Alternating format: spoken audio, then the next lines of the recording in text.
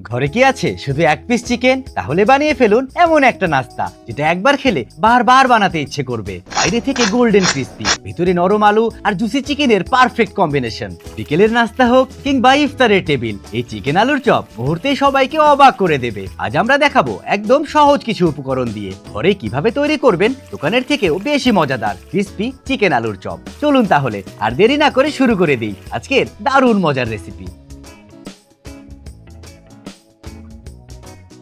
এই রেসিপিটি তৈরি করার জন্য আমরা নিয়ে নেব 5টি মিডিয়াম সাইজের আলুগুলো আমরা আগেই পুরোপুরিভাবে সেদ্ধ করে চালটুকু ছিলে নিয়েছি।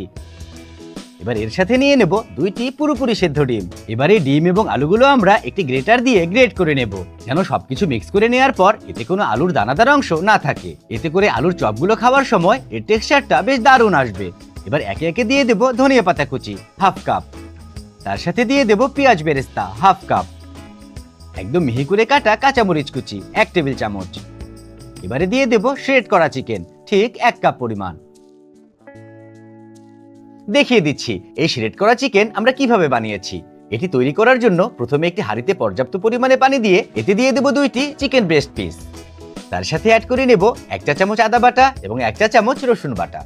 এরপর দিয়ে দেব লবণ 1 টেবিল চামচ। এরপর একটি ঢাকনা দিয়ে ঢেকে 10 থেকে 15 মিনিট হাই হিটে জাল করে নেব।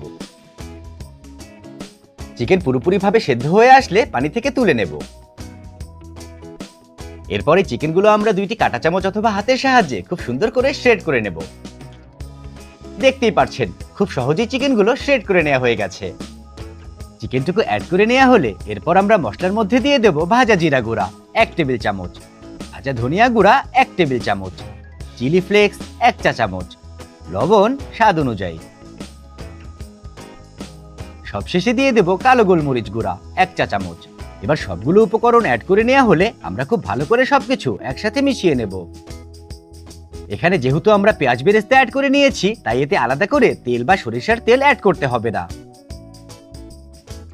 সবকিছু মেখে নেওয়ার সময় অবশ্যই একটু সময় নিয়ে করতে হবে, যেন খুব সুন্দরভাবে মিশে যায় এবং আলুর টেক্সচারটা বেশ অনেকটা নরম হয়ে আসে। আলু যদি নরম না হয় তাহলে আলুর চপগুলো শেপ দিতে বেশ অসুবিধা হতে পারে।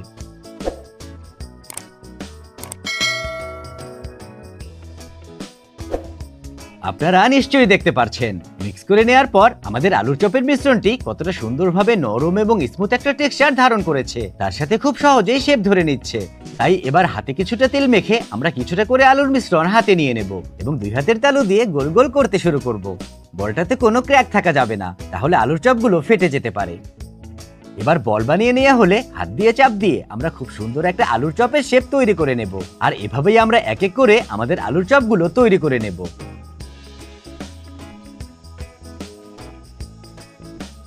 এরপর আমরা আলুর চপগুলো তৈরি করে নেওয়ার জন্য একটি পাত্রে নিয়ে নেব 2টি ডিম, তার সাথে 1 টেবিল চামচ পরিমাণ ময়দা আর সবশেষে সামান্য একটু লবণ। এবার ডিমগুলো একটি হুইস্ক দিয়ে ফেটে নিয়ে খুব সুন্দর একটা ডিমের মিশ্রণ তৈরি করে নেব।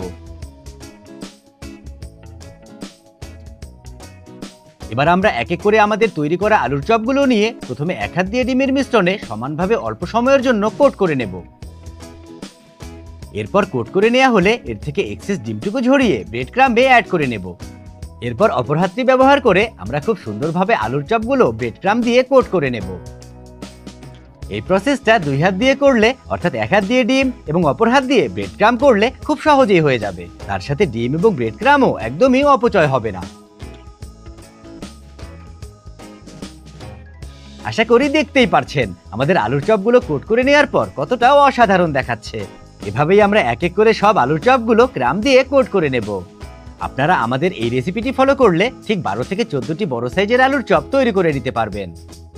এবার আমরা এই চপগুলো কমপক্ষে 20 মিনিটের জন্য ফ্রিজে রেখে দেব সেট হবার জন্য। এবার আমরা চলে যাব আমাদের চপগুলো ভেজে নেওয়ার প্রসেসে, যার জন্য একটি ফ্রাই প্যান নিয়ে এতে অ্যাড করে নেব পর্যাপ্ত পরিমাণে তেল। তেল যখন বেশ অনেকটা গরম হয়ে আসবে তখন আমরা এক এক করে ফ্রিজে ঠান্ডা করে নিয়ে আলুর চপগুলো প্যানে অ্যাড করতে শুরু করব। আলুর চপগুলো অ্যাড করে নেওয়ার সময় খেয়াল রাখতে হবে যেন তেল খুব বেশি ঠান্ডা না হয়ে যায়, কারণ আমাদের আলুর চপগুলো কিন্তু ঠান্ডা, তাই তেলের পরিমাণ যদি কম হয় সেক্ষেত্রে খুব বেশি চপ একবারে অ্যাড করলে তেল ঠান্ডা হয়ে যাবে এবং ব্রেড ক্রামের ভেতর তেল ঢুকে যাবে আর খেতেও নরম এবং তেলে লাগবে, বাইরে থেকে আর ক্রিসপিনেসটা পাওয়া যাবে না। আর যেহেতু আমাদের আলুর চপগুলোর ভেতর আলাদা করে সেদ্ধ হবার মতো কিছুই নেই, তাই চুলার আঁচটা আমরা মিডিয়াম থেকে একটু বেশিই রাখবো। এই আলুর চপগুলো ভাজার আসল ট্রিক হলো উল্টে পাল্টে ভাজা, এতে করে চপগুলোর দুপাশেই সমানভাবে কালার চলে আসে এবং খেতেও খুবই ক্রিস্পি হয়। আশা করি দেখতেই পারছেন আমাদের আলুর চপগুলো ভেজে নেওয়ার পর এর কালারটা বেশ অনেকটা চেঞ্জ হয়ে এসেছে, তাই এবার আমরা এক এক করে আমাদের আলুর চপগুলো তুলে নেব। এই রেসিপিটা তৈরি করা কিন্তু আহামরি কঠিন কিছু না। এই চপগুলো যদি ঘরে থাকা বাবুদের জন্য তৈরি করে দেন তাহলে বিশ্বাস করুন তারা খুবই পছন্দ করবে, তবে বাচ্চাদের জন্য তৈরি করলে মিশ্রণের ভেতর চিলি ফ্লেক্সটা না দিলেও চলবে। দেখেছেন আলুর চপগুলো দেখতে কতটা অসাধারণ এবং লোভনীয় দেখাচ্ছে, তার সাথে এর ক্রিসপিনেসের কথা যদি জিজ্ঞাসা করেন তাহলে দেখে নিন।